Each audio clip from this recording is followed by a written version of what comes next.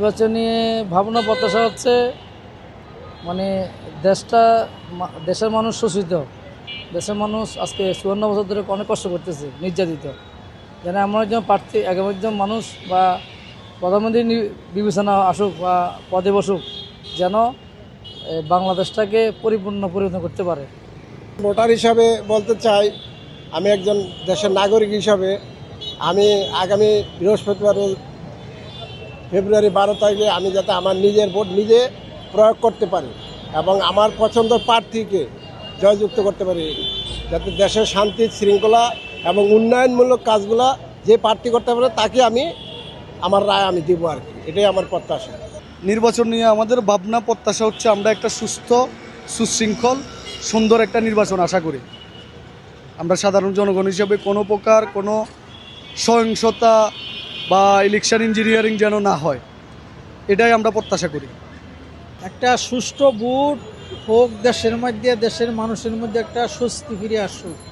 হ্যাঁ, ওই ভোটটা সঠিকভাবে যদি হয় তে দেশের জন্য মঙ্গল, এই দেশের জনগণের জন্য মঙ্গল।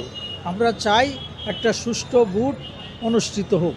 আমরা 17 বছরে আমরা ভোট দিতে পারিনি, এটা তো বাস্তব। তো এবার একটা চান্স, একটা সুযোগ আমাদের সাধারণ জনগণের হয়েছে।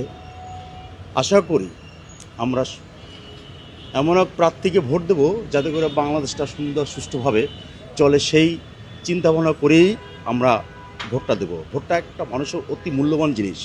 প্রত্যাশা বলতে এখন প্রশ্ন আমরা চাই যে একটা সুষ্ঠু নির্বাচন হোক।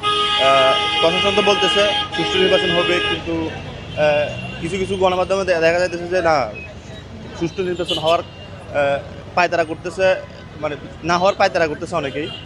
আমরা আশাবাদী যে সুষ্ঠু একটা নির্বাচন উপহার দিতে পারবে। আসলে আমি ভোটার হয়েছি বিগত 17 বছর। আমি একবার ভোট দিয়েছি আপনার 2018 সালের যে নির্বাচনে, কিন্তু এটার ভোটার কোনো প্রতিফলন পাই নাই। বিগত 17 বছর তো ভোটটা আমরা দিতে পারি, সেইভাবে আমরা যারা আছি নতুন ভোটার, তারা সেই আকাঙ্ক্ষারা বাস্তবায়িত হবে। আমাদের প্রত্যাশাটা থাকবে এই দেশের মানুষ, এই দেশে যারা ভোট গ্রহণ করবে, যারা দায়িত্বশীল লোক আছে, তাদের কাছে আমাদের জনগণ হিসেবে বা অ্যাজ এ ভোটার হিসেবে থাকবে, আমাদের ভোটে যারা নির্বাচিত হয়, এই দেশের ম্যান্ডেট পায়, তারাই যেতে নির্বাচিত হিসেবে গণ্য হয়। নির্বাচন নিয়ে আমাদের প্রত্যাশা হচ্ছে আমাদের দেশে সুস্থভাবে নির্বাচন হোক, ভালোভাবে নির্বাচন হোক, ভোটাররা তার নিজ স্থানে যেয়ে সঠিকভাবে ভোট দেব। যে দিলেই যাক, আমরা আশা করব আগামীতে আমাদের বাংলাদেশকে সুন্দর সুশীল বাংলাদেশ করার জন্য।